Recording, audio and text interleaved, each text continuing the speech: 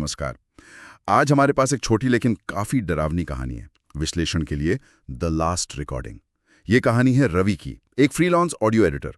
उसको एक अजीब सा ईमेल मिलता है, कोई सब्जेक्ट नहीं, कुछ नहीं, बस एक ड्राइव लिंक, और उसका टाइटल अकेले मत सुनो। हाँ, मतलब टाइटल ही अपने आप में डराने वाला है। कौन नहीं खोलेगा इसे? बिल्कुल।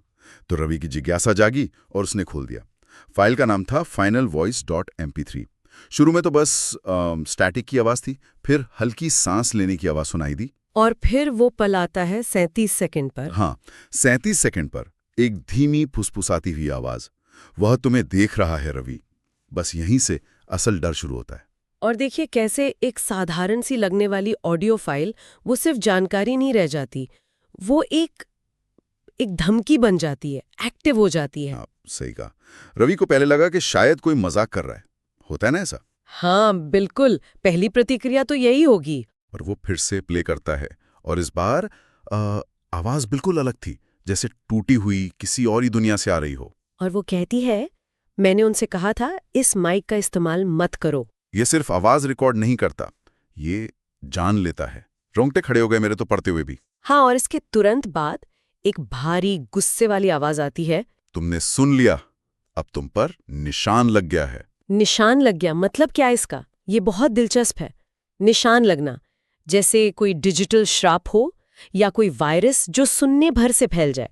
तकनीक यहाँ पर सिर्फ एक माध्यम नहीं है, वो खुद एक संक्रमण या श्राप फैलाने का जरिया बन गई है। ये उस डर को दिखाता है कि कहीं तकनीक हमारे काबू से बाहर न चली जाए। बिल्कुल। और फिर रवि डल के मारे हेडफोन फेंक देता है, घबरा जाता है। और तभी उसके कंप्यूटर स्क्रीन पर, डेस्कटॉप पर एक नया फोल्डर बन जाता है, अपने आप। हाँ, रवि last.wav नाम से। सोचिए उसकी क्या हालत हुई होगी। वो कांपते हुए उसे खोलता है, और उसमें क्या है? उसी की आवाज। हाँ, उसी की घबराई हुई सांसों की आवाज, और फिर एक चीख, उसकी अपनी चीख, जो उसने कभी रिकॉर्ड ही नहीं की थी। यही तो सबसे अजीब बात है। ये कैसे हो सकता है? देखिए, यहीं पर वो जो असलियत और रिकॉर्डिंग के बीच की महीन रेखा है ना, वो धुंधली पड़ जाती है।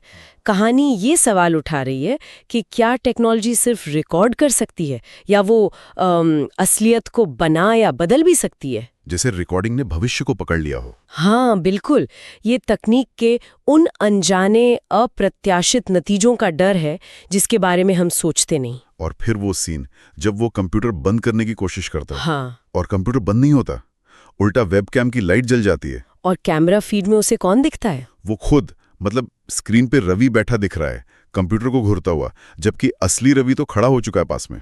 जो कुर्सी पर है वो रवि है, नहीं है। ये तो पहचान के खो जाने का डर है, अपनी ही डिजिटल छवि का नियंत्रण खो देना। बिल्कुल। क्या हमारी डिजिटल परछाई हम पर हावी हो सकती है? कहानी इसी विचार को एक भयानक मोड़ देती है। इसे हम टेक्नोलॉजिकल अनकैनी कह सकते हैं। मतलब जानी पहचानी तकनीक का अचानक अजीब और खतरनाक हो जाना। सही। और कहानी का अंत भी कोई राहत नहीं देता। रवि का क्या होता है? वो गायब हो जाता है। और उसका दोस्त नीरज जब उसे ढूंढने आता है, उससे कंप्यूटर पर एक और नई फाइल मिलती है, प्रेम पॉडकास्ट एपिसोड 1.wave, और नीरज उसे प्ले करता है।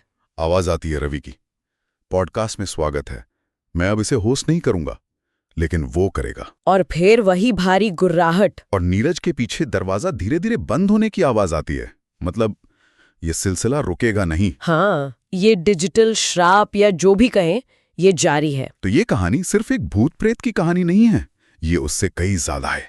ये तकनीक पर, उसके अनजाने खतरों पर एक टिप्पणी है, टल ही सकता है। सही। और ये एक सवाल छोड़ जाती है हमारे लिए। क्या सवाल? क्या हो अगर हमारी डिजिटल मौजूदगी, हमारी रिकॉर्डिंग्स, हमारे सारे ऑनलाइन निशान सिर्फ डेटा ना रहें? क्या ये मुमकिन है कि तकनीक चेतना का कोई अंश या जीवन का कोई छोटा सा हिस्सा ही सही उसे कैद कर ले? ये सोचना भी डरावना है। कहाँ रिकॉर्डिंग खत्म होती है और कहाँ असलियत शुरू होती है? शायद ये लाइन उतनी साफ है ही नहीं जितनी हम समझते हैं।